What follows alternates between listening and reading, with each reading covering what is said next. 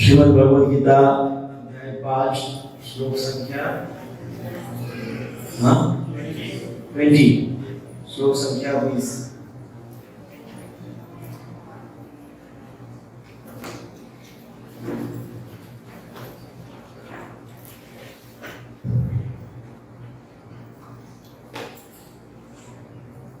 न प्रवश्येत् प्रियं प्राप्य न प्रवश्येत् प्रियं प्राप्य नोद्विजेत् प्राप्य च प्रियं नोद्विजेत् प्राप्य च प्रियं स्थिरबुद्धिर्सम्मुद्धो स्थिरबुद्धिर्सम्मुद्धो ब्रह्मविद् ब्रह्मणि स्थितः ब्रह्मविद् ब्रह्मणि स्थितः। अनुवाद और तात्पर्य श्रील प्रभुपाद जी के द्वारा। श्रील प्रभुपाद की जो न तो प्रिय वस्तु को पाकर हर्षित होता है और न अप्रिय को पाकर विचलित होता है, जो स्थिर बुद्धि है, जो मोहरहित है और भगवत विद्या को जानने वाला है, वह पहले से ही ब्रह्म में स्थित रहता है। तात्पर्य श्रील प्रभुपाद जी के द्वारा। श्रील प्रभुपाद की जय। यहाँ पर स्वरूप सिद्ध व्यक्ति के लक्षण दिए गए हैं। पहला लक्षण यह है कि उससे शरीर और आत्म तत्व के तादात्म्य का भ्रम नहीं रहता। वह यह भलीभांति जानता है कि मैं यह शरीर नहीं हूँ, अपितु श्री भगवान का एक अंश हूँ। अतः कुछ प्राप्त होने पर न तो उसे प्रसन्नता होती है और न शरीर की कुछ हानि होने पर शोक होता है।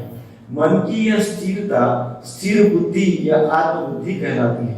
अतः वह न तो स्थूल शरीर को आत्मा मानने की भूल करके मोहग्रस्त होता है और न शरीर को स्थायी मानकर आत्मा के अस्तित्व को ठुकराता है।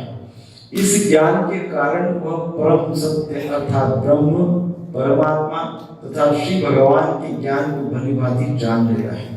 इस प्रकार वह अपने स्वरूप को जानता है और परम ब्रह्म से हर बात में तदाकार होने का कभी यत्न नहीं करता। इसे ब्रह्म साक्षात्कार या आत्म साक्षात्कार कहते हैं। ऐसी स्थिर बुद्धि कृष्ण भावनामृत कहलाती है। ओम अज्ञानतिमिरान्धस्य ज्ञानाञ्जनशलाकया चक्षुरुन्मिलितं येन तस्मै श्रीगुरुवे नमः। श्रीचैतन्यमनोभीष्टं स्थापितं येन भूतले स्वयं रूप कदा मह्यं ददाति स्वपदान्तिकं। वन्देऽहं श्रीगुरु श्रीयुतपदकमलं श्रीगुरुन् वैष्णवांश्च। श्रीरूपं साग्रजातं सहगण रघुनाथान्वितं तं सजीवं साद्वैतं सावधूतं परिजनसहितं कृष्ण चैतन्यदेवं श्री राधा कृष्ण पादान् सहगण ललिता श्री विशाखान्वितंश्च हे कृष्ण करुणा सिंधु दीनबन्धो जगत्पते गोपेश गोपिकाकान्त राधाकान्त नमोस्ते तप्त काञ्चन गौरांगी श्रीराधे वृन्दावनेश्वरी वृषभानुसुते देवी प्रणमामि हरिप्रिये वाञ्छाकल्पतरुभ्यश्च कृपा सिन्धुभ्यः च पतितानां पावनेभ्यो वैष्णवेभ्यो नमो नमः। जय श्री कृष्ण चैतन्य प्रभु नित्यानंद श्री अद्वैत गदाधर शिवासादि गौर भक्तवृंद। हरे कृष्णा कृष्णा कृष्णा हरे हरे, हरे राम राम राम हरे हरे। हरे कृष्णा कृष्णा कृष्णा हरे हरे, हरे राम राम राम हरे हरे। हरे कृष्णा कृष्णा कृष्णा हरे हरे, हरे राम राम राम हरे हरे। श्रील प्रभुपाद की जय। जो न तो प्रिय वस्तु को पाकर हर्षित होता है और अप्रिय को पाकर विचलित होता है, जो स्थिर बुद्धि है, जो मोहरहित है और भगवत विद्या को जानने वाला है, वह पहले से ही ब्रह्म में स्थिर रहता है। पिछले श्लोक में भगवान ने अर्जुन को ऐसे व्यक्ति के स्थिति का वर्णन किया था जिसका मन सम रहता है ना, समदृष्टि है, जिसकी समदृष्टि है। ऐसे व्यक्ति का वर्णन पिछले श्लोक में किया था और फिर अंत में कहा था जिसका मन समता में स्थित है वही व्यक्ति आत्म साक्षात्कार को प्राप्त कर सकता है ना? जिसका मन स्थिरता में समता में स्थित है वो आत्म साक्षात्कार को प्राप्त कर सकता है। अब जब ऐसी बात भगवान ने कही तो अर्जुन के मन में जिज्ञासा हुई। पिछले शनिवार को ऐसी जिज्ञासा हुई कि जिसका मन ऐसा स्थिर रहता है, स्टेबल रहता है, जिसकी दृष्टि सम है, जिसका मन स्थिर है, ऐसे व्यक्ति के लक्षण क्या होते हैं, है ना? जिसका मन स्थिर है ऐसे व्यक्ति के लक्षण क्या होते हैं, ऐसा अर्जुन के मन में जिज्ञासा उत्पन्न हुई। इतना सारा एक्सप्लेनेशन भगवान ने किया, परंतु अर्जुन को एक हमारे मन में भी हुई होगी, कई भक्तों के मन में कि मैं भी अपना मन स्थिर करना चाहता हूँ, मैं भी समदृष्टि रखना चाहता हूँ और इस प्रकार से मैं भी आत्म साक्षात्कार करना चाहता हूँ और इस प्रकार से आत्म साक्षात्कार के पश्चात भगवत दर्शन चाहता हूँ। ऐसा हम सबके मन में पिछले 8 दिन में आया होगा, है ना? तो दूसरा प्रश्न तुरंत मन में आया होगा कि इसका लक्षण क्या है, कैसे समझे कि मेरा मन स्थिर हो गया, कैसे समझे कि मैं आत्म साक्षात्कार प्राप्त कर रहा हूँ, कैसे समझे कि धीरे धीरे मुझे भगवत दर्शन की ओर मैं जा रहा हूँ, मुझे भगवत दर्शन होगा, कैसे समझे? ये अर्जुन के मन में जिज्ञासा हुई। उसके उत्तर में भगवान ने आज का श्लोक दिया है। भगवान वर्णन करते हैं इस श्लोक में कि उस व्यक्ति का लक्षण क्या होता है। किस व्यक्ति का? जिसका मन स्थिर है। जिसका मन स्थिर है उसको आत्म साक्षात्कार प्राप्त होता है, जिसको आत्म साक्षात्कार प्राप्त होता है उसको भगवत दर्शन होता है। ऐसे व्यक्ति के लक्षण क्या है? तो भगवान इसलिए ये श्लोक बता रहे हैं, उस व्यक्ति के लक्षण हमको समझा रहे हैं, अर्जुन को समझा रहे हैं, अर्थात हम सबको समझा रहे हैं। तो प्रथम पंक्ति है, न प्रवृष्येत प्रियम प्राप्य, वो प्रिय की प्राप्ति में हर्षित नहीं होता है। प्रिय एक बहुत महत्वपूर्ण शब्द है। जो वो व्यक्ति का पहला लक्षण क्या है? प्रिय की प्राप्ति में हर्षित नहीं होता है। अर्थात लाइक्स एंड डिसलाइक्स, हमारा पूरा जीवन, हमने अपने पूरे जीवन के दो ही डायमेंशन बना के रखे। कौन से? Like and dislikes. या तो कुछ हमको चीजें पसंद है या तो कुछ हमको पसंद नहीं है, इसी में हम डोलते रहते हैं, लाइक्स एंड डिसलाइक्स। यहाँ पहली क्वालिटी बताई गई है कि लाइक्स अर्थात प्रिय, जो कुछ भी प्रिय उसको प्राप्त होता है उससे वो हर्षित अर्थात एक्साइटमेंट नहीं होती, उसमें ओवर एक्साइटेड नहीं होता है। ऐसा पहला लक्षण बताया गया। न प्रवृष्येत प्रियम प्राप्य, प्रवृष्येत अर्थात क्या होता है? वह हर्षित नहीं होता है, एक्साइटमेंट उसमें नहीं होती कि उसको कुछ ये हो गया है, प्राप्त हो गया है। सो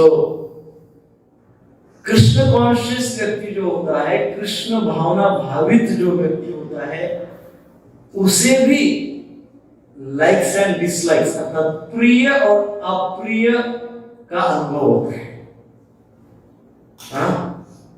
कृष्ण कॉन्शियस अर्थात जो साधक है, जो भक्त है, जो साधना करते हैं, जो भक्ति करते हैं, तपस्या करते हैं, साधु है, उनको भी प्रिय और अप्रिय का अनुभव होता है। वो कोई पत्थर थोड़ी ना है। भक्त लोग कोई पत्थर होते हैं क्या? सब मनुष्य है, सबको इमोशंस है। सुख दुख के भी इमोशंस है, लाइक्स डिसलाइक्स के भी इमोशंस है, प्रिय अप्रिय के इमोशंस सबको है, भक्तों को भी है ना? भक्त कोई एलियन नहीं है, ना कोई स्टोन है, ना पत्थर है, वो भी मनुष्य है। तो उनको भी इस प्रकार से अनुभव होता है। जिस प्रकार सर्वसाधारण मनुष्य को प्रिय और अप्रिय, सुख और दुख का अनुभव होता है, वैसे ही एग्जैक्टली भक्तों को सुख और दुख का अनुभव होता है। देयर इज नो डिफरेंस, वैसे ही अनुभव होता है। जैसे हम भोजन करते हैं, तो भोजन करते वक्त उसमें की कोई चीज अच्छी नहीं लगती है, कोई चीज अच्छी लगती है ना? मानो किसी को खीर पूरी बहुत अच्छी लगती है, तो किसी को आलू बड़ा अच्छा लगता है, खीर पूरी बिल्कुल अच्छी नहीं लगती है। किसी को कोई चीज अप्रिय है, किसी को कोई चीज प्रिय है। पर प्रिय और अप्रिय ये दो बातें सबके साथ है ना? सो जब हम इस प्रकार के प्रिय और अप्रिय के द्वंद्व में फंस जाते हैं, तो ये सारे द्वंद्व का अनुभव हमारी इंद्रियों द्वारा हम करते हैं। किसके द्वारा करते हैं? इंद्रियों द्वारा हम करते हैं। जैसे अभी जीवा का उदाहरण है, खाना, टेस्टी और नो टेस्ट, है ना, प्रिय या अप्रिय, तो इंद्रियों द्वारा हम वो अनुभव करते हैं। फिर अब ये अनुभव तो सबको होता है, भक्तों को भी होता है, सामान्य जन को भी होता है, भक्तों को भी होता है, तपस्वियों को भी होता है, साधुओं को भी होता है, सबको होता है। Is there any difference? कोई अंतर है? नहीं, कोई अंतर नहीं। अब महत्वपूर्ण बात यह है, फिर कौन सी ऐसी बात है जो भक्त साधु संत इनको सामान्य जन से अलग करती है? वो बात इस श्लोक के प्रथम पंक्ति में बताई है। वो बात है, कहा गया है, परंतु वह हर्षित नहीं होता। अनुभव सबको होता है सुख और दुख का, परंतु जो भक्त होते हैं, जो संत साधु होते हैं, जो सभ्य होते हैं, वो क्या करते हैं? वो रिएक्ट नहीं करते। क्या नहीं करते हैं? रिएक्ट नहीं करते। साधारण जनता छोटी छोटी बातों पे रिएक्ट करती है ना? यदि हमारी प्रिय बात यदि नहीं हुई, इंडिया पाकिस्तान के मैच में इंडिया हार गया तो कई टीवी फूट जाते हैं, है ना? ये क्या है? रिएक्शन है। अप्रिय बात को स्वीकार नहीं किया जाता है, बहुत ज्यादा रिएक्ट कर देते हैं। इंडिया जीत गया तो रात भर पूरे रास्ते पे हंगामा कर देते हैं। ये क्या है? एक्साइटमेंट है। सो ऐसा रिएक्शन भक्त नहीं देते हैं, वो हर्षित नहीं होते। अर्थात क्या? कृष्ण कॉन्शियस व्यक्ति जो होता है, भक्त जो होता है, उसको उसकी प्रिय वस्तु प्राप्त होने से सुख का अनुभव तो होता है, परंतु वो इस प्रकार से एक्साइटमेंट में नहीं जाता है, वो इस प्रकार से रिएक्ट नहीं करता है। अनुभव होता है सुख का, है ना? परंतु रिएक्शन नहीं होती है। ये पहला लक्षण है। किसका लक्षण है ये? कौन से व्यक्ति का लक्षण बताइए? जिसका मन स्थिर है। जिसका मन स्थिर है उसको आत्म साक्षात्कार प्राप्त होता है। जिसको आत्म साक्षात्कार प्राप्त होता है उसको ये 3 स्टेप ध्यान रखिए। This is very important. पहली स्टेप क्या है? मन स्थिर होना। दूसरी स्टेप क्या है? आत्म साक्षात्कार होना। तीसरी स्टेप क्या है? भगवत दर्शन। तो ये ऐसे व्यक्ति जिसका मन स्थिर हो गया है, वो सुख और दुख का अनुभव करते तो है, परंतु क्या नहीं करते? रिएक्शन नहीं करते। सो अब मन में कभी कभी प्रश्न आएगा, सुख प्राप्त हो रहा है, इतने दिन से जिसके लिए प्रयास चल रहे थे वो प्राप्त हो रहा है, तो हर्षित क्यों नहीं होना? Why no excitement? क्यों हर्षित नहीं होना? होना चाहिए ना, है कि नहीं? क्यों हर्षित नहीं होता है? हम सबको तो ऐसे लगता है कि हर्षित तो होना चाहिए। What is wrong in it?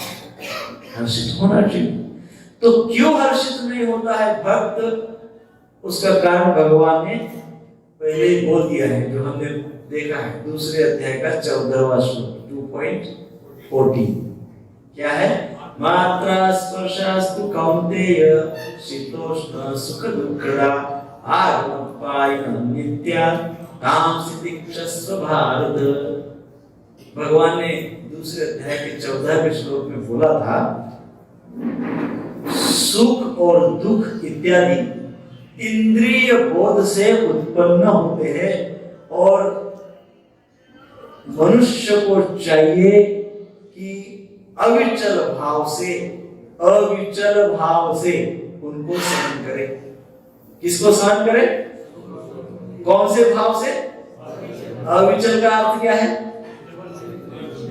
Stable, है ना? नो चंचलता। चंचलता नहीं, स्टेबल, स्थिर भाव से क्या करे? सहन करे। किसको?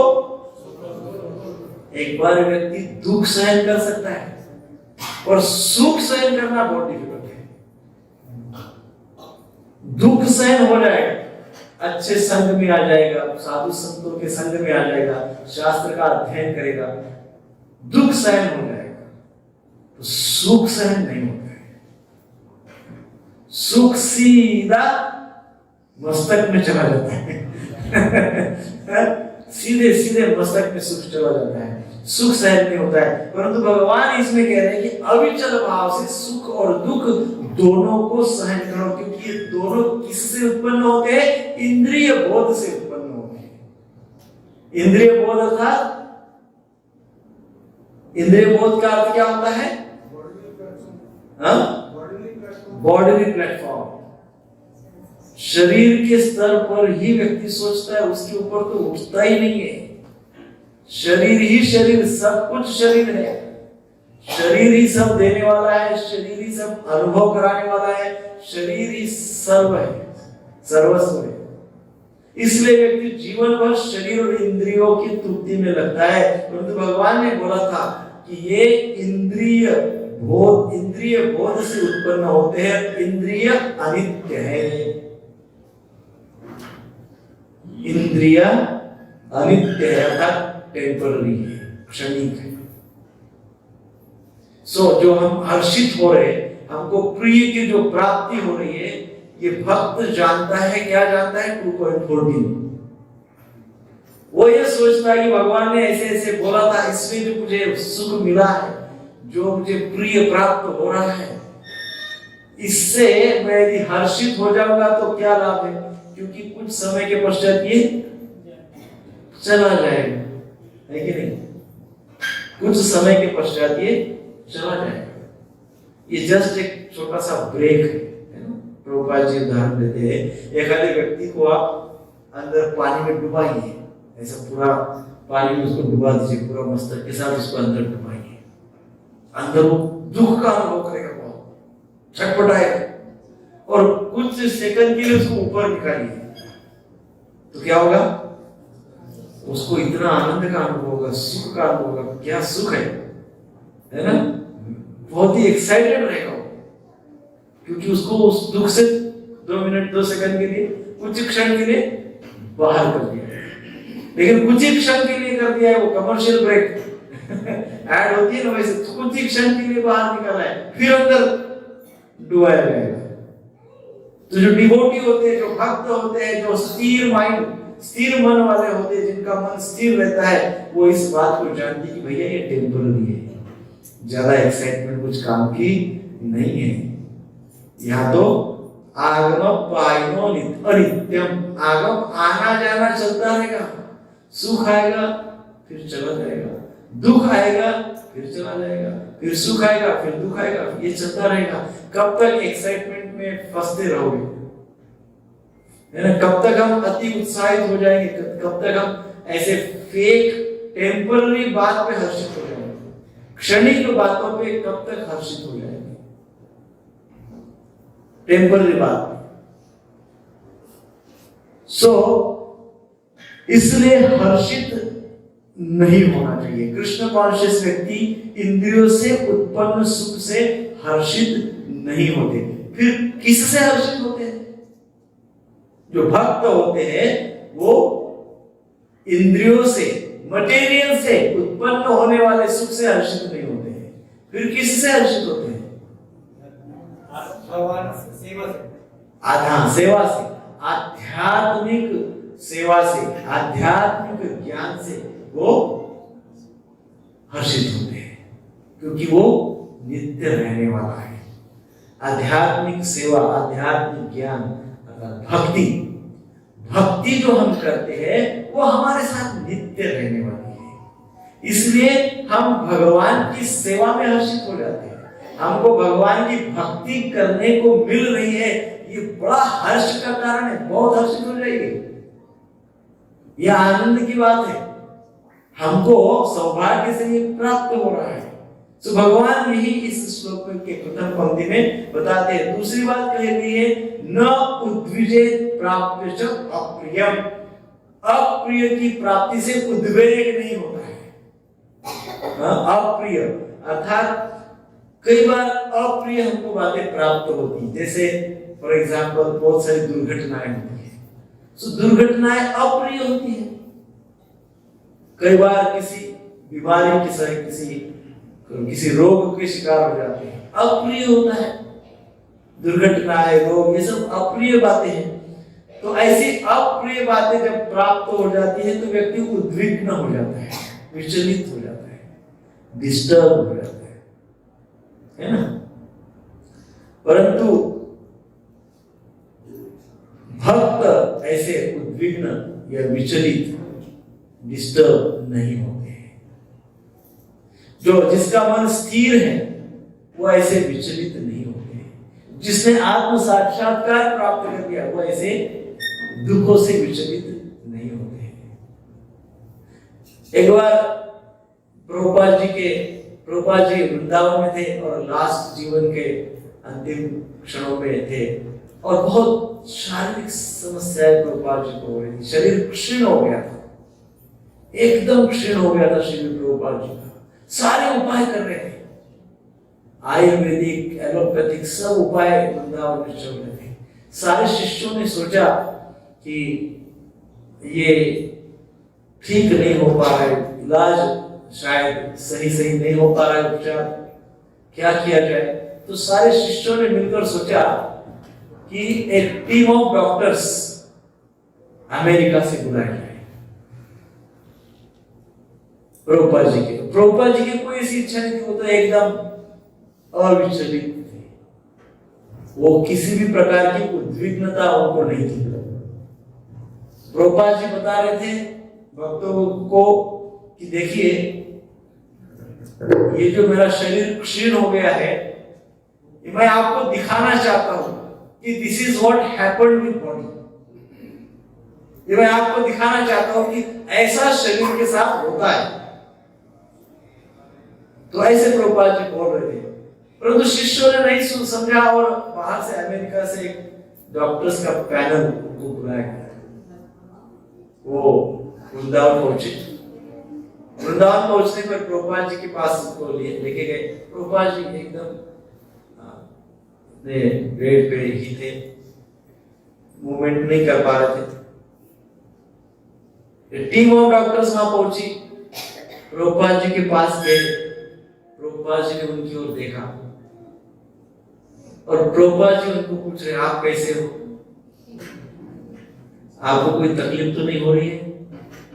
यहाँ हवामान ठीक नहीं है, आपका सब शरीर को आपके सब एडजस्ट हो रहा है कि नहीं हो रहा है? कौन पूछ रहा है? प्रभुपाद जी डॉक्टर्स को पूछ रहे।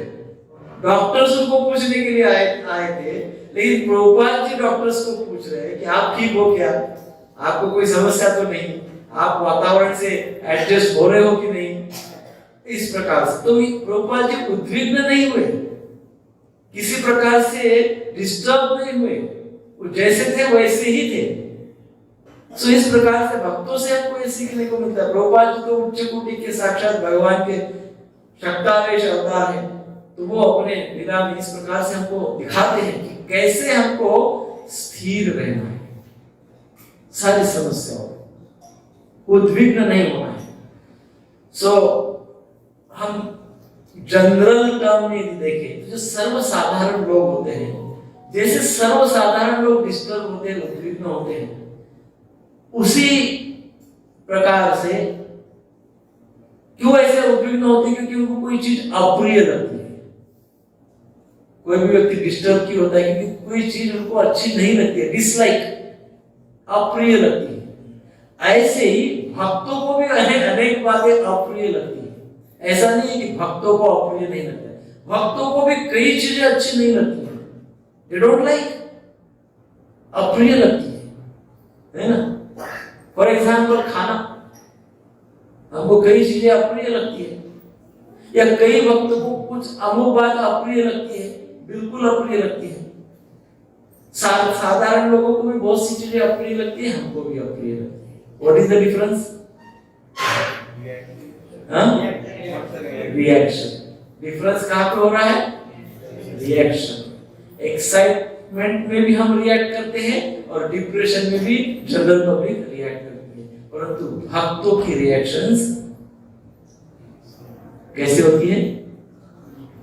भक्तों की रिएक्शन ही नहीं होती, भक्त रिएक्ट नहीं करते हैं। सो ये बहुत बड़ा उदाहरण है। बहुत बड़े भारी दुखों से भी भक्त विचलित नहीं होते, जैसे प्रभुपाद जी का उदाहरण है, वो विचलित नहीं होते, डिस्टर्ब नहीं होते, उनका माइंड स्थिर रहता है। भगवद गीता के 6वें अध्याय के 22वें श्लोक में भगवान श्री कृष्ण कहते हैं कि जो व्यक्ति उनके चरणों के चिंतन में स्थिर रहता है, भगवान के चरणों का चिंतन करते हुए स्थित रहता है, वो बड़े बड़े भारी दुखों से भी विचलित नहीं होता है। 6.22 आगे भगवान कहेंगे, जो भगवान के चरणों में स्थित है, जिसने भगवान के चरणों का आश्रय ले लिया है, चिंतन करते रहता है भगवान का, वह व्यक्ति बड़े भारी दुखों से भी विचलित नहीं होता है। सो ये अतिशय महत्वपूर्ण बात है। हम कई बार हमारी परीक्षाएं ली जाती है ना, छोटी छोटी परीक्षाएं होती है, सुबह उठने से तो रात को सोने तक एकदम छोटी छोटी परीक्षाएं होती है। अब ये परीक्षाएं डिफाइन करती है कि हम डिवोटी है कि नहीं है ना। जैसे सुबह सुबह आपको 7-8 बजे ऑफिस में जाना है और 7 बजे नल में पानी नहीं है, और माताएं बर्तन मांगने वाली आई नहीं। एकदम छोटी बात है, एकदम सिंपल बात है। How you react? हाँ, घर से बाहर निकल जोर से बारिश आ गई, हाउ यू रिएक्ट? छोटी छोटी एकदम स्मॉल, एकदम छोटी बातें, एकदम छोटी बातें। यहाँ तो बहुत बड़ी बड़ी बातों की चर्चा हो रही, हम तो एकदम छोटी सी बातों से शुरुआत करें। हमारे ऑफिस में कोई हमको पॉलिटिक्स करके कुछ बोल दिया, किसी के पास, तीसरे के पास, 4 दिन नींद नहीं आई, हाँ, उद्वेग हो जाता है। तो ये हम अपने आप को चेक कर सकते हैं कि हम कैसे रिएक्ट करते हैं।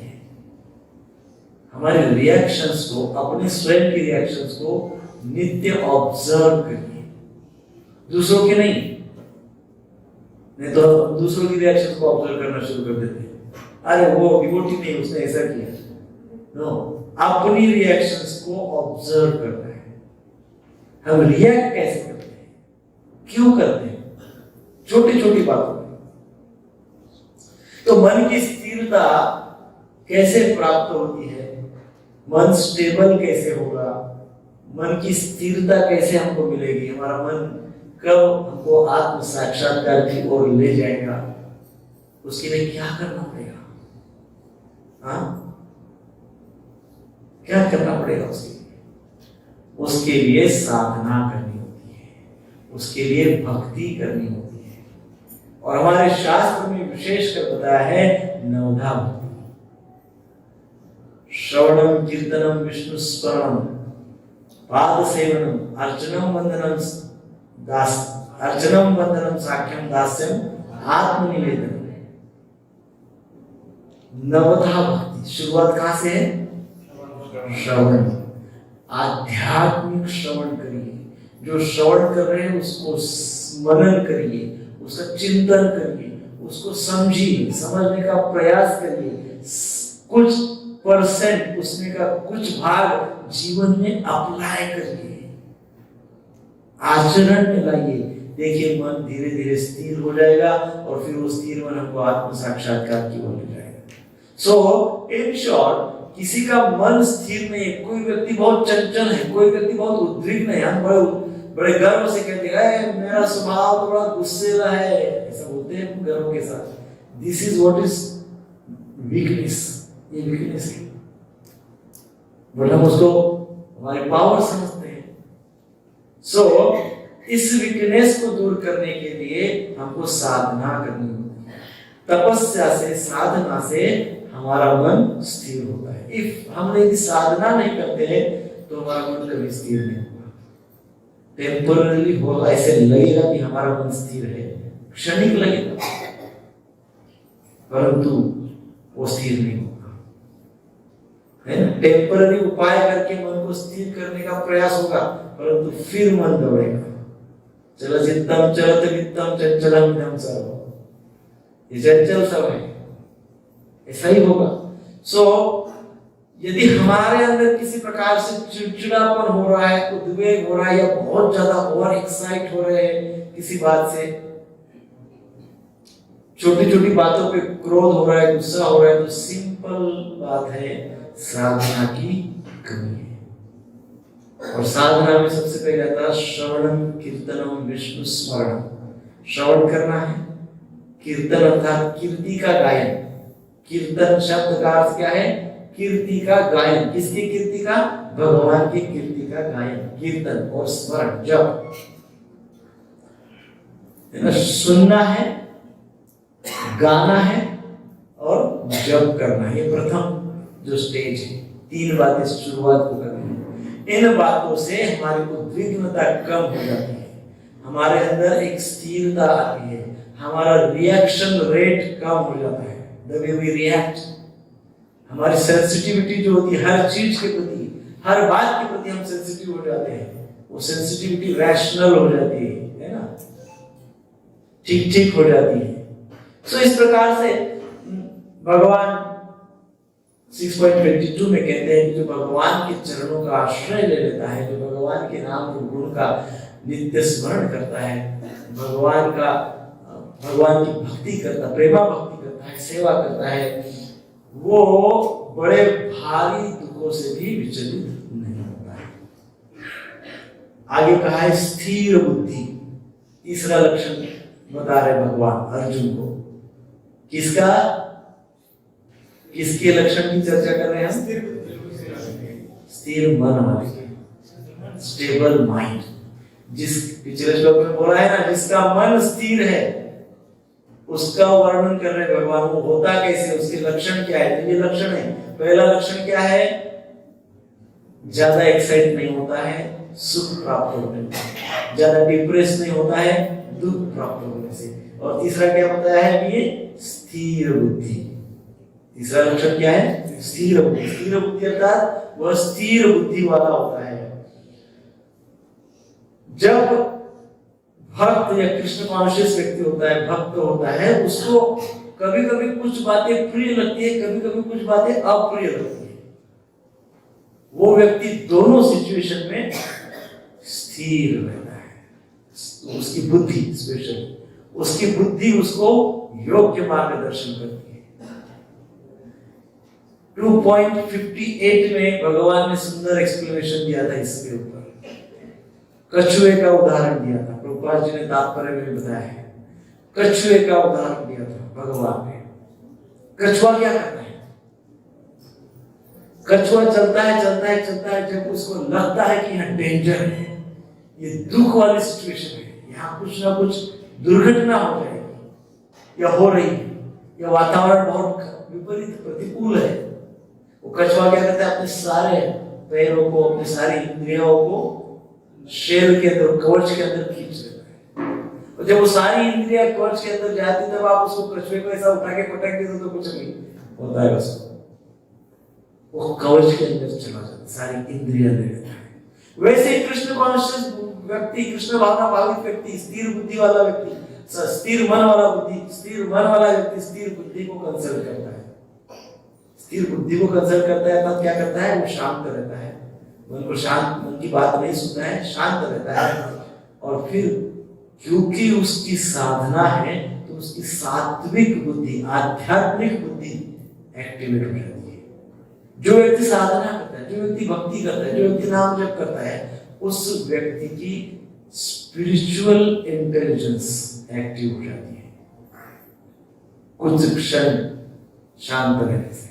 और फिर स्पिरिचुअल इंटेलिजेंस उस व्यक्ति को बोलती है कि भाई कछुए की तरह अपने मन को, अपने इंद्रियों को सिकोड़ लो और कवच के अंदर डालो, जैसा कछुआ डालता है। हमारा कवच क्या है? हमने जो अभी तक आध्यात्मिक ज्ञान प्राप्त किया है वो हमारा कवच है ना। इसलिए नवधा भक्ति में पहला आता है श्रवण। श्रवण किसका करना है? हमको आध्यात्मिक ज्ञान का श्रवण करना है। हम जब वो श्रवण करते जाते तो वो ज्ञान, दिव्य ज्ञान हमको प्राप्त होते जाता है और वही कवच का काम करता है। फिर वो जो सुपर सात्विक अर्थात आध्यात्मिक बुद्धि है, वो क्या करती है? हमारे सारे इंद्रियों को, मन को विशेषकर अपने कवच को उसको प्रदान करती है। अर्थात क्या? उसको बोलती है मन को, अरे मन, दिस इज वेरी डेंजरस, ये बहुत खतरनाक है, ऐसा न करो, ऐसा करो। सो इंद्रिया जब हम इस प्रकार से आध्यात्मिक कवच में ले जाते हैं, मन जब हम आध्यात्मिक कवच में ले जाते हैं, तब हमारा मन सुरक्षित हो जाता है, क्योंकि वो आध्यात्मिक बुद्धि के अंदर आ जाता है, आध्यात्मिक बुद्धि के नियंत्रण में आ जाता है। सो इसलिए स्थिर बुद्धि कहा गया उस व्यक्ति का लक्षण। तीसरा लक्षण क्या होता है? वो स्थिर बुद्धि वाला होता है। अर्थात क्या? उसकी बुद्धि आध्यात्मिक रहती है। अर्थात क्या? उसने दिव्य ज्ञान, आध्यात्मिक ज्ञान को सुना है। अर्थात क्या? श्रवण इस स्तर पे वो है, वो श्रवण कर रहा है ना? सो इस प्रकार से स्थिर बुद्धि का लक्षण है। फिर कहा गया असम्मूढ़ो, जो सम्मोहित नहीं होते। असम्मूढ़ो, सम्मूढ़ अर्थात मूढ़, मूढ़ अर्थात मोहित, जो सम्मोहित नहीं है। ये चौथा लक्षण है। किसका? स्थिर। ये भूली मत। किसका? हम किसकी चर्चा कर रहे हैं? वही भूलना नहीं है। किसकी चर्चा कर रहे हैं? हाँ, स्थिर मन वाले की हम चर्चा कर रहे हैं। सो वो सम्मोहित नहीं होता है, ये चौथा लक्षण है। श्रीमद् भागवतम में शुकदेव गोस्वामी 10वें स्कंद के प्रथम अध्याय के 25वें श्लोक में कहते हैं, परीक्षित महाराज को कहते हैं, हे राजन, जिस माया देवी के द्वारा यह संपूर्ण जगत सम्मोहित है वह श्री विष्णु की माया है। श्रीमद् भागवतम में कहा गया है। भगवत गीता के 7वें अध्याय के 14वें श्लोक में स्वयं भगवान कहते हैं, क्या कहते हैं? देवी हेषि गुणमयी मम माया दुरतया मामेव ये प्रपद्यन्ते मायामेतां तरन्ति। भगवान कह रहे हैं, प्रकृति के 3 गुणों वाली इस मेरी दैवी शक्ति को पार कर पाना कठिन है, परंतु जो मेरे शरणागत हो जाते हैं, मामेव ये प्रपद्यन्ते, जो मेरे शरणागत हो जाते हैं वे सरलता से इसे पार कर जाते हैं। माया एताम तरन्ति, तर जाते हैं। कौन तर जाते हैं? मामेव ये प्रपद्यन्ते, जो मेरी शरण में आ जाते हैं। सो यही बात कही गई है कि बुद्धि को भक्ति में लगाना है, बुद्धि को दिव्य ज्ञान हमको प्रदान करना है, अर्थात हमको श्रवण करना है। श्रवण जब हम करेंगे धीरे धीरे, जब हम भगवान के विषय में सुनेंगे तभी तो भगवान को शरण होंगे ना। तो सुनेंगे ही नहीं तो कहां से शरण होंगे? भगवान के विषय में सुने ही नहीं है, नाम के विषय में सुना ही नहीं है, रूप के विषय में सुना ही नहीं है, गुणों के विषय में सुना ही नहीं है ना, लीलाओं के विषय में सुना ही नहीं है, तो भगवान को शरण कैसे जाएंगे? इम्पॉसिबल। इसलिए श्रवण, सो श्रवण करना है, श्रवण करके भगवान का आश्रय प्राप्त करना है और इस प्रकार से भगवान के चरणों पे समर्पित होना है। सो इन सब बातों से एक बात हमको समझ में आ रही है कि जो कृष्ण कॉन्शियस व्यक्ति होते हैं या जो भगवान के भक्त होते हैं, केवल वही व्यक्ति माया से सम्मोहित होते कि नहीं होते? नहीं होते। इतनी बात तो यहां तक समझ में आई है। श्रील प्रभुपाद जी तात्पर्य में क्या कहते हैं देखेंगे। श्रील प्रभुपाद जी तात्पर्य में कहते हैं, पहला लक्षण यह है कि उसमें शरीर और आत्म तत्व के तादात्म्य का भ्रम नहीं रहता है। पहला लक्षण। पहला लक्षण क्या है? प्रभुपाद जी बता रहे हैं, शरीर और आत्मा इनके विषय में कोई भ्रम नहीं है, कोई भ्रम नहीं है। ये दोनों हमारे पास है कि नहीं? दोनों है ना हमारे पास। एक की विशेषता ये है कि वो खत्म हो जाता है और दूसरे की विशेषता ये है कि वो कभी खत्म नहीं होता है। दोनों हमारे पास है, दोनों शरीर हमारे पास। एक शरीर खत्म हो जाता है, दूसरा शरीर कभी खत्म नहीं होता है। ये बात आपको फिक्स पता है, पक्की पता है। कौन सी बात पता है? हमारे पास 2 शरीर है। खत्म कौन सा होता है? कौन सा होता है? जो शरीर है, भौतिक शरीर जो दिखता है, वो जो दिखता है वो खत्म हो जाता है। और एक शरीर है जो खत्म ही नहीं होता है। इसकी चर्चा हमने पूर्व में बहुत की, इसलिए आज नहीं करेंगे। दूसरा अध्याय हम इसी में 1 वर्ष पूरा 1 वर्ष तक चर्चा की उसके ऊपर है ना। तो दूसरा शरीर कौन सा है? आत्मा है, जो नैनम चिंतति शस्त्राणि नैनम दहति पावक, वो खत्म ही नहीं होता है। कोई उसको न सुखा सकता है, न जला सकता है, न मार सकता है, कुछ नहीं कर सकता है। सो ये दोनों शरीर हमारे पास है और हमको ये बात भी पता है। तो प्रभुपाद जी यही बात कह रहे हैं कि उनको कोई भ्रम नहीं रहता, उनको पता है शरीर समाप्त होगा, आत्मा समाप्त नहीं होगा। वह यह भली भांति जानता है कि वह शरीर नहीं अपितु भगवान का अंश है। सो जो दूसरा शरीर है आत्मा, ये आत्मा कहां से आया है? ये भगवान से आया है, ये भगवान का अंश है। ये वो व्यक्ति भली भांति जानता है। सो इसका अर्थ होता है असंदेह, अर्थात इसलिए वो व्यक्ति ये जानकारी रखता है, इसलिए वो कभी मोहित नहीं होता है, वो कभी मोहित नहीं होता है। क्या टेम्पररी है, क्या परमानेंट है? हमको आध्यात्म यही तो सिखाना है ना। What is temporary and what is permanent, यही बताता है हमको आध्यात्म। भगवद गीता तो विशेषकर इस बात को बहुत अच्छे से भगवान भगवद गीता में समझाते हैं कि क्या टेम्पररी है, क्या परमानेंट है। 5वां लक्षण उस व्यक्ति का बता रहे हैं, ब्रह्मविद। ब्रह्मविद अर्थात ब्रह्म को जानने वाला, ब्रह्मविद अर्थात ब्रह्म को जानने वाला। अर्थात वो यह जानता है कि वो केवल शरीर ही नहीं, वो आत्मा भी है, वो जानता है। क्योंकि जब वो ये जानेगा कि वो शरीर नहीं आत्मा है, तभी तो वो ये समझेगा कि आप जीवेर स्वरूप है कृष्णेर नित्यदास। जब तक वो ये नहीं जानता तब तक वो आत्मा की स्थिति को नहीं समझेगा। अब यहां थोड़ा सा समझने का प्रयास करते हैं। वो व्यक्ति ये जानता है कि उसका आत्मा भगवान का अंश है, ऐसा जानता है ना। तो केवल जानने से काम चलेगा क्या? हाँ, इससे काम चल जाएगा? हाँ, मैं जानता हूं, काम चलेगा? हाँ, मैं प्राइम मिनिस्टर को जानता हूं, काम चलेगा? लेकिन कायदे कानून को मानता नहीं। प्राइम मिनिस्टर को जानता हूं लेकिन कायदे को मानता नहीं।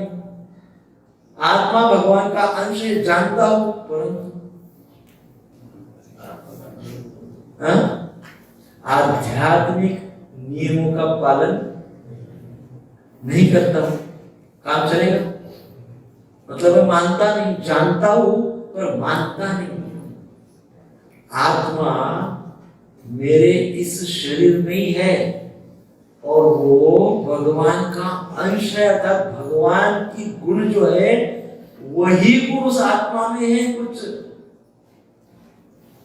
कुछ गुण वही भगवान के गुण उस आत्मा में, वो हमारे अंदर है। जानता हूं, मानता हूं क्या? कब समझेंगे मानता हूं? कब समझेंगे मानता हूं? ये सारी क्वालिटीज जो भी हम डिस्कस करेंगे, वो मन स्थिर रहेगा, जब हम ऐसा सोचेंगे कि वास्तव में मुझे भगवान की प्राप्ति करनी है, क्योंकि भगवान ने कहा मम माया दुरत है, ये सारा माया जाल है और उसको पार करना है तो केवल भगवान की शरण ग्रहण करनी पड़ेगी। शरणागति, जब मेरे अंदर शरणागति का भाव होगा ना, तभी समझिए कि मैं मानता हूं कि ये आत्मा भगवान का अंश। शरीर को भूख लगती है, वैसे आत्मा को भी भूख लगती है। शरीर की भूख अलग है, आत्मा की भूख भिन्न है। शरीर को, क्योंकि शरीर भौतिक है तो इसको भौतिक चीजें चाहिए। आत्मा तो भौतिक नहीं है, आत्मा आध्यात्मिक है, तो इसको क्या चाहिए? आध्यात्मिक ज्ञान चाहिए, भक्ति चाहिए, समर्पण और शरणागति चाहिए। ये आत्मा की भूख है। सो इस प्रकार से भगवान की भक्ति करे तो आत्मा की भूख शांत हो जाती है। भगवान की शरणागति हो तो माया जो इतना बड़ा मोह है इससे हम दूर हो सकते हैं, इससे तर जा सकते हैं। भगवान 18वें अध्याय के 55वें श्लोक में कहते हैं भक्त्या माम अभिजानाति यावा अन्यश्चास्मि तत्त्वतः ततो माम तत्त्वतो ज्ञात्वा विशते तदनंतरम। अर्थात भगवान कह रहे केवल भक्ति से, क्या कह रहे हैं, केवल भक्ति से मुझको यथारूप में जाना जा सकता है। अर्थात केवल भक्ति से भगवान को यथारूप जाना जा सकता है। जब मनुष्य ऐसे भक्ति से मेरे पूर्ण भावनामृत में होता है तो वह मेरे धाम प्रवेश कर सकता है। सो भगवान यहाँ पे एक विशेष बात कह रहे हैं कि भक्त्या माम अभिजानाति, अर्थात भक्ति एक ही हमारे पास मार्ग है जिसके द्वारा हम भगवान को समझ सकते हैं, भगवान को प्राप्त कर सकते हैं, भगवान से प्रेम कर सकते हैं, भगवान का प्रोटेक्शन, भगवान की कृपा, भगवान का कवच हमको प्राप्त हो सकता है। What is that? भक्ति। भक्त्या माम अभिजानाति, भक्ति के द्वारा हम भगवान को प्राप्त कर सकते हैं। तो जो मानसिक स्थिरता जिसके पास होती है, जिसने आत्म साक्षात्कार प्राप्त किया है, उस व्यक्ति का यह लक्षण बहुत महत्वपूर्ण है, जिसको कहा गया ब्रह्मविद। जो 5वां लक्षण था ब्रह्मविद, विद अर्थात ज्ञान, है ना, ब्रह्म का ज्ञान, है ना? ब्रह्म का ज्ञान, ब्रह्म अर्थात भगवत ज्ञान, भगवान का ज्ञान अर्थात भक्ति, भगवत ज्ञान को ही भक्ति कहते हैं। सो इस प्रकार से भक्ति के द्वारा ही हम, वो व्यक्ति जो स्थिर होता है, भक्ति के द्वारा ही भगवान का दर्शन प्राप्त करता है।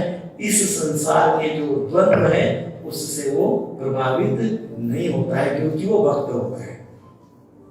ये 5वां लक्षण। 6वां लक्षण ब्रह्मणि स्थितः, अर्थात वो ब्रह्म में ही स्थित रहता है, ब्रह्म में ही स्थित रहता है। श्रील प्रभुपाद जी तात्पर्य में इसको लिखते हैं, इस प्रकार वह अपने स्वरूप को जानता है और परम ब्रह्म से हर बात में तदाकार होने का कभी यत्न नहीं करता। वह भगवान के धाम जाता है तथा श्री कृष्ण के नित्य लीला में स्थित होता है।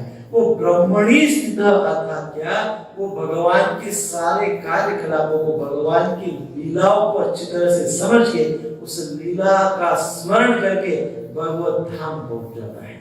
सो यहाँ पे समझने का ये महत्वपूर्ण ये विषय है कि कई लोग भगवान जैसा बनना चाहते हैं। अनेक ऐसे संप्रदाय प्रभुपाद जी तात्पर्य में समझाए हैं।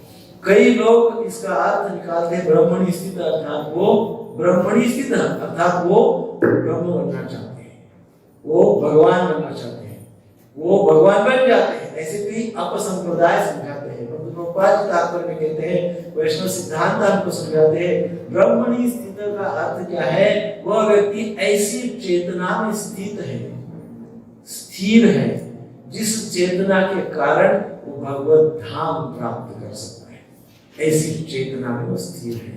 सो ब्रह्मणी स्थित अर्थात वो भगवत चेतना में स्थिर रहता है। अर्थात क्या होता है उसके साथ, वो चराचर में सब जगह सर्वत्र यत्र तत्र सर्वत्र वो क्या देखते हैं, वो लोग भगवान को देखते हैं, भगवान का दर्शन करते हैं। प्रत्येक मनुष्य के हृदय में परमात्मा रूप में तो भगवान को देखते ही है, परंतु ये सारा जो निर्माण हुआ है, जो सारी होल क्रिएशन, चींटी से लेके तो ब्रह्मदेव तक जो भी निर्माण हुआ है, वो सारा का सारा निर्माण भगवान के एलिमेंट से हुआ है, भगवान ने किया है, ऐसा वो देखते हैं, है ना। हमको ये देखने के लिए जरा और अध्ययन करना होगा, परंतु यदि कोई देख सकता है तो अति उत्तम बात है। हमको भगवान का स्मरण कब होता है, जब हम कोई भव्यता देखते हैं। जैसे समुद्र किनारे पे गए, सी फ्रंट पे गए, इतना विशाल समुद्र, इतना विशाल समुद्र, क्या भगवान की लीला है। विशाल हमने देखा, तब हमको लगा कि भगवान की लीला है। हिमालय में गए, भयंकर बड़े बड़े पर्वत देखे, तब हमको स्मरण होता है कि भगवान यहाँ पे है, भगवान की लीला है। परंतु हमारे घर में बगीचे में एक छोटा सा फूल उगलता है, तब हमको नहीं लगता है भगवान की लीला है। हाँ? क्योंकि हमको भगवान को देखने की जो दृष्टि हमारे पास है, वो केवल हम भव्यता में भगवान को देखते हैं। जो भव्य होगा, दिव्य होगा, उसी में भगवान को देखते हैं। परंतु जो ब्राह्मणी स्थित लोग होते हैं, उनका लक्षण होता है कि वही पानी का बॉटल है, इसमें भी भगवान देखते हैं, ये है इसमें भी भगवान देखते हैं। चल अच्छा, सब जगह उनको भगवान का इंटेंट, भगवान का हाथ कहते हैं, भगवान का हाथ दिखता है, अर्थात भगवान का अस्तित्व का उनको दर्शन होता है। उनको भव्यता की आवश्यकता नहीं है। एकदम सूक्ष्म बात में भी, चींटी में भी, वो चींटी को देख के भी कृष्ण का स्मरण मिलेगा। क्या चींटी बनी है। हमारे डेली की एक्टिविटीज में, पूर्व में हमने ये कहा है, हमारे डेली की एक्टिविटीज में हमको भगवान दिखना चाहिए। तुरंत हम नीचे उतरे, रिक्शा मिल गया, भगवान की बड़ी कृपा है, भगवान का हाथ है इसमें। ऐसे छोटी छोटी बातों, बड़ी बातों में तो भगवान दिखते हैं, छोटी छोटी बातों में भी रोज के भगवान दिखने चाहिए। उसको कहते हैं ब्रह्मणी स्थित। ऐसे व्यक्तियों को, वो व्यक्ति उस चेतना में स्थित रहते हैं, वो कॉन्शियसनेस ही वैसे रहता है, तो देखने की दृष्टि भी वैसे हो जाती है ना। सो हमारे अंदर तो, हमारे अंदर अर्थात संसार में प्राय हम देखते हैं, आप तो बहुत अच्छे भक्त हैं सभी, आपकी बात नहीं कर रहे, परंतु संसार में हम देखते हैं व्यक्ति पूरे जीवन भर दो ही काम करता है, या तो मित्र बनाता है, नहीं तो शत्रु बनाता है पूरे जीवन में, और उसी में फंसता रहता है ना। तो ब्राह्मण स्थिति कैसे होगा? आइदर वी हैव फ्रेंड्स, तो फ्रेंड्स में हमारी एक्साइटमेंट रहती है, और नहीं तो वी हैव एनिमीज, तो वहां पे हम डिप्रेस रहते हैं, और पूरा जीवन वही चलता है। सो ब्राह्मणी स्थिति कैसे होगा? तो भक्त के ये लक्षण होते हैं। वो क्या करता है? सूक्ष्म में भी भगवान का दर्शन करता है, चराचर में भी दर्शन करता है, प्रत्येक जीव में भगवान है, ऐसे सोचता है, ऐसी उसकी चेतना होती है। हरे कृष्णा कृष्णा कृष्णा हरे हरे, हरे राम राम राम हरे हरे। श्रील प्रभुपाद की जय। तो इस प्रकार से हम ये जो 27वें श्लोक तक की जो चर्चा है, ये बड़ी विशेष चर्चा है, सूक्ष्म है। एक श्लोक से दूसरा श्लोक कनेक्टेड है, एक श्लोक मिस हो जाएगा तो दूसरा श्लोक समझ में नहीं आएगा। सो ये फ्लो में डायलॉग्स है, कृष्ण और अर्जुन के बीच में जो चर्चा चल रही है, ये फ्लो में चर्चा हो रही है, इसलिए पहला श्लोक समझना आवश्यक है, उसके पहला श्लोक समझना आवश्यक है। 16वां श्लोक से, कौन से श्लोक से हम जो सीख रहे 16वें या 17वें श्लोक से हमने विषय शुरू किया है। सो उसको 27वें श्लोक तक फ्लो चार्ट कंटिन्यू रखिए। इसलिए मैं रिक्वेस्ट करता हूँ, आप अपना एक छोटा सा नोटबुक लाया करिए, एक पॉइंट भी आप लिखते हैं उसमें, तो भी आपको फ्लो चार्ट तुरंत समझ में आ जाएगा। सो ये 27वें श्लोक तक कनेक्शन है, ठीक है। उस व्यक्ति की चर्चा होगी आज, उस व्यक्ति के लक्षणों की चर्चा होगी, फिर ये लक्षण कौन सी स्थिति में हम प्राप्त कर सकते हैं उसकी चर्चा होगी, हमारी समस्याएं क्या है जिसको प्राप्त करेंगे इसकी चर्चा होगी। तो बहुत सारी चर्चाएं, फ्लो चार्ट है। हरे कृष्णा कृष्णा कृष्णा हरे हरे, हरे राम राम राम हरे हरे। श्री प्रभुपाद की जय। किसी का कोई प्रश्न है?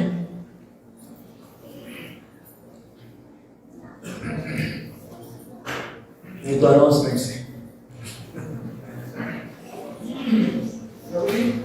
आपने ये जो कहा है इसको जीवन में कैसे उतारना है रोज के, वही तो चर्चा चल रही है। उसका कोई तरीका प्रैक्टिकल? अब तो ये अध्याय शुरू हुआ तब से वही दिल्ली तरीका कर रही है। इसका सिंपल प्रैक्टिकल तरीका है श्रवण। सुनोगे ही नहीं तो क्या उतरेगा? इनपुट ही नहीं दोगे तो आउटपुट कहां से मिलेगा? What is input?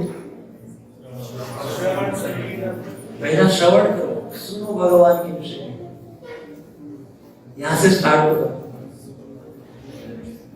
ये बुक जो है ना, ये Bhagavad Gita, it's like a cook book. इसकी एक एक चीज को एक्सपीरियंस करो, पहला प्रैक्टिकल करो, उसके ऊपर देन आगे बढ़ो। नहीं तो कितना भी आगे बढ़ेंगे फिर से बैक कैसे करेंगे? तो एक एक स्टेज पे हमने एक एक सब्जेक्ट को कैसे करें इसकी चर्चा पूर्व में भी की है।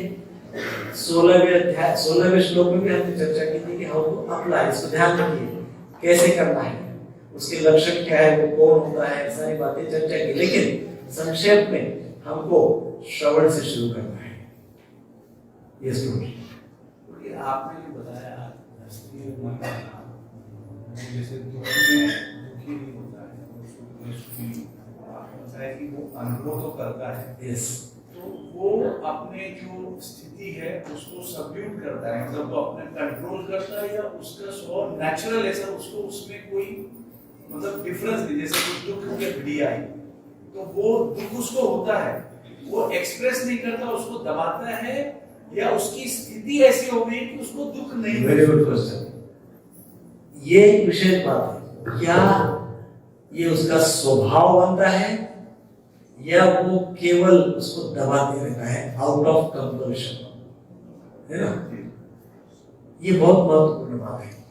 इनिशियल स्टेज में जब नियोफाइट स्टेज होती है तो प्रभुपाद जी ने हमको 4 रेगुलेटिव प्रिंसिपल दिए। सो प्रभुपाद जी कहते हैं must, this is must. What is must? 4 regulative. होता नहीं तो कुछ नहीं। 25 साल तक चाय पियो, चाय कैसे छोड़े, होता नहीं प्रभु जी। अब इस सिचुएशन में क्या करना पड़ रहा है? दबाना पड़ रहा है। इनिशियल फेज नियोफाइट का जो सिचुएशन होता है ना, वहां पे हमको डिसिप्लिन से उन चीजों को हमारे मन में इम्प्रिंट करना पड़ता है, उसका संस्कार करना पड़ता है डिसिप्लिन से। समटाइम्स हमको थोड़ा सा डिफिकल्ट जाता है। अब हमको 10-20 साल हो गए भक्ति में, अब कोई चाय का कप आपके सामने लेके भी रख दे तो आपको क्या होगा? अरे नहीं, ये स्मेल भी नहीं चाहिए, प्याज लहसुन का तो स्मेल भी नहीं। लेकिन एक टाइम पे आपने, हम सब की बात बता रहे, बहुत खाया उस समय, और जब छोड़ने का समय आया तो अरे ये छोड़ दे में कैसा होगा, तो सप्रेस किया अपने आप को, इच्छा थी खाने की। लेकिन सो इनिशियल फेज डिसिप्लिन बहुत आवश्यक है। सो हम जब प्रभुपाद जी के इंस्ट्रक्शन का श्रवण किए कि 4 रेगुलेटिव प्रिंसिपल होते हैं, इसको फॉलो कर रहे, फिर उसको फॉलो किए, जबरदस्ती फॉलो किए इनिशियली, क्योंकि वो एक डिसिप्लिन का पार्ट है। जब मन इनिशियली मन को डिसिप्लिन करना पड़ता है, जब मन को हम डिसिप्लिन कर देते, तो इसके पूर्व में एक श्लोक आया था जिसमें भगवान ने समझाया था, यदि मन को आप डिसिप्लिन करोगे, उसको राइट इनपुट देंगे, तो वो ऐसा मित्र बनेगा कि उसके जैसा संसार में दूसरा कोई मित्र नहीं है। और वैसा नहीं करोगे, मन की हर बात को मानोगे, मन को दुखी मत करो। संसार में बोलते लोग, अरे अरे मन को क्यों मारते हो यार, बेचारा चाय नहीं पीता ऐसे बोलते हैं। हमको एक बार दिल्ली में गए, एक हमारे मित्र आए, वो दूसरे संप्रदाय के थे, हमको कुछ बोलने के लिए बुलाए, बहुत वर्ष पूर्व की बात है। वो हमको वहां पे लेके गए, उन्होंने आगत स्वागत में चाय ला के रखा। हमने बोला मुझे थोड़ा तो पीजिए। अरे क्या पूछिए, थोड़ा तो, इतना आग्रह करे, हम सोच रहे कितना दुखी हो रहा है हम चाय नहीं पी रहे, इसलिए वो कितना दुखी हो रहा है। सो ऐसी सिचुएशन होती है। इनिशियली मन को शिस्त अनुशासन देने के लिए हमको कभी कभी शिक्षा देनी पड़ती है, सप्रेस करना पड़ता है। जब मन के ऊपर उसका संस्कार हो जाता है, तब मन के जैसा बड़ा बेस्ट फ्रेंड हमारा कोई नहीं हो सकता है। और फिर मन ही हमको बोलता है, तब नेक्स्ट स्टेप जो होती है उसमें हमको अपने आप वो होने लगता है, स्वभाव बन जाता है। बट वो स्वभाव कब बन जाता है? Practice in the association of devotees. Practice करो, डिवोटीज के एसोसिएशन में श्रवण करो।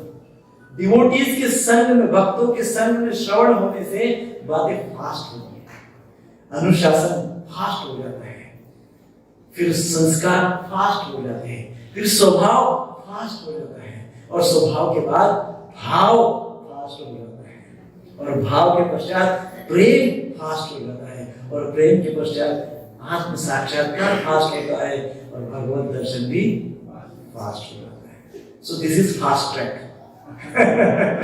हरे कृष्णा कृष्णा कृष्णा हरे हरे, हरे राम राम राम हरे हरे। श्रील प्रभुपाद की जय।